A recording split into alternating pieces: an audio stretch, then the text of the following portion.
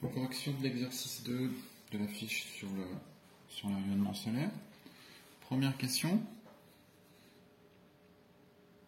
Petit a. Donc on nous demande d'écrire la relation d'Einstein qui exprime la relation d'équivalence énergie-masse et de rappeler la signification de chaque terme utilisé dans cette formule ainsi que son unité. Donc la relation d'Einstein, c'est la formule E est égal à m fois c au carré. Donc dans cette relation, petit m, eh bien c'est tout simplement la masse du corps considéré, du corps étudié. Et cette masse, comme toutes les masses, s'exprime dans l'unité du système attentionnel, c'est-à-dire en kilogrammes.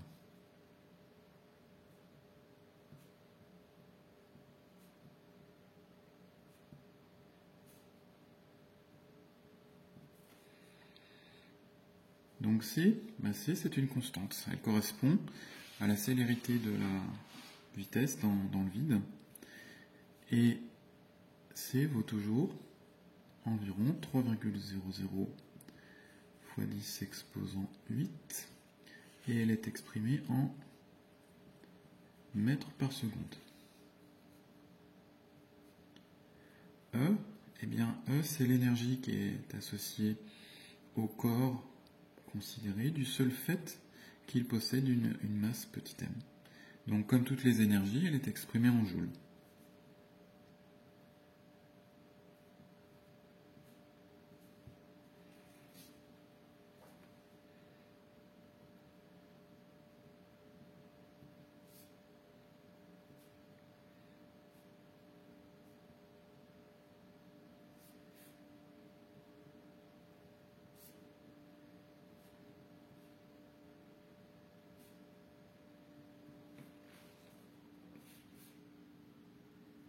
Ensuite, petit b.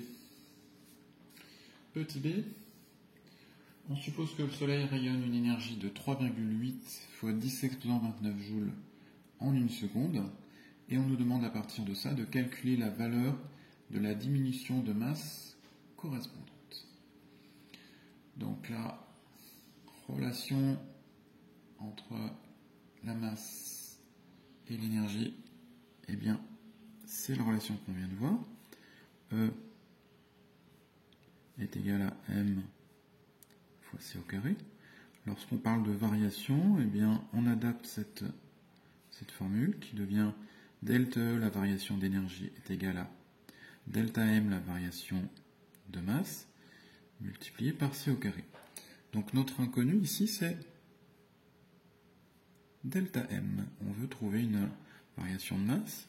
Donc si on isole delta m dans cette formule, eh bien on obtiendra que delta m est égal à delta E divisé par c au carré.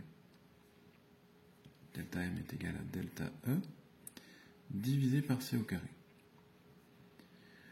Donc la variation d'énergie, elle est donnée dans l'énoncé. Elle vaut 3,8 fois 10 exposant 29 joules en une seconde. C'est une perte d'énergie. Donc on va lui donner un signe négatif. Donc moins 3,8 fois 10 exposant 29. Divisé donc par 3,0 fois 10 exposant 8, le tout au carré. Et si l'on fait le calcul, cela nous donne comme résultat moins 4,2 fois 10 exposant 12.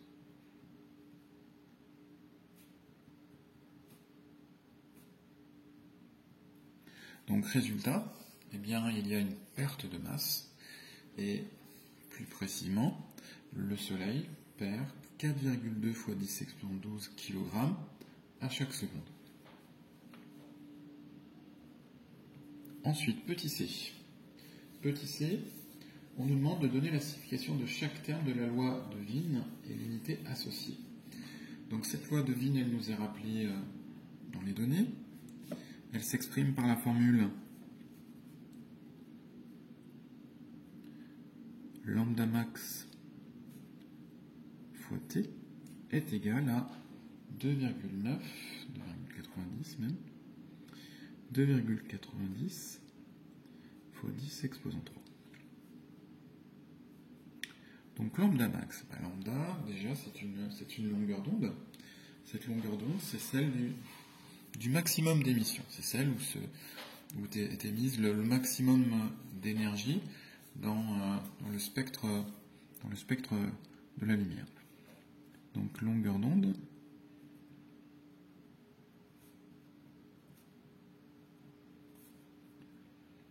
du maximum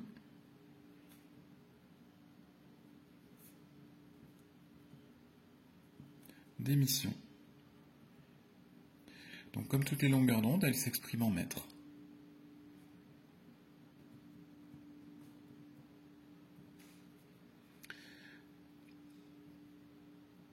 Donc T c'est la température de surface du corps qui est exprimée en Kelvin.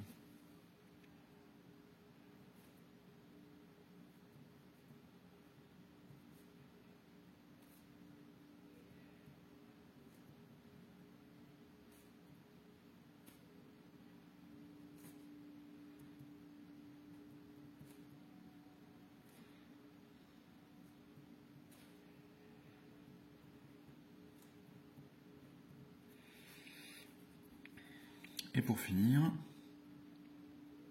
2,90 fois 10 exposant 3, c'est une constante qui a une unité, puisqu'elle résulte du produit d'une grandeur qui s'exprime en mètres par une grandeur qui s'exprime en Kelvin. Eh bien, la constante s'exprime en Kelvin mètre ou mètre Kelvin. Alors, donc voilà.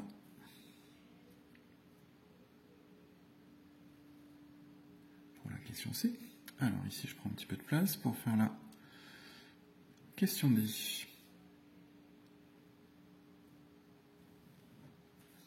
Donc question D.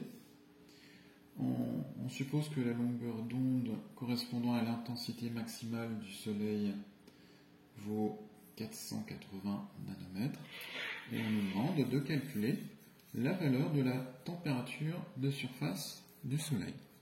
Donc on va exploiter la loi de Wien, qu'on vient de revoir ici. Donc d'après cette loi, lambda max fois T est égal à 2,90 fois 10 exposant 3. Ici, eh bien, on recherche une température. Notre inconnu est T. Donc on va l'isoler dans cette relation et on pourrait écrire que T est égal à la constante de 90 fois 10 exposant 3 divisé par lambda max. Donc T est égal à 2,90 fois 10 exposant 3 sur lambda max. Donc si on remplace par les valeurs, on obtient donc 2,90 fois 10 exposant 3. Lambda max, d'après l'énoncé, vaut 480 nanomètres, donc on pense bien à le convertir en mètres. Pour passer des nanomètres en mètres, on multiplie par 10 exposant moins 9. Donc on a une longueur d'onde de 480 fois 10 exposant moins 9 mètres.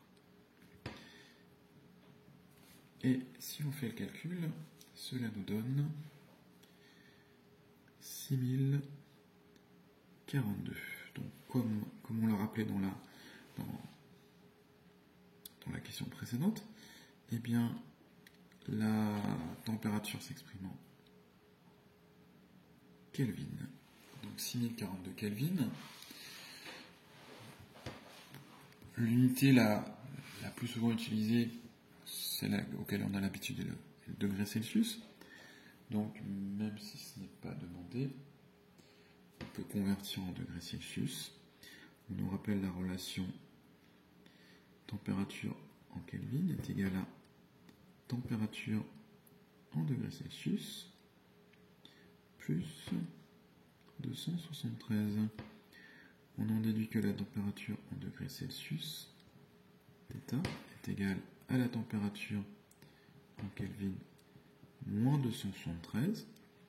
c'est-à-dire donc 6042 moins 273, et on obtient donc une valeur de 5769 degrés Celsius.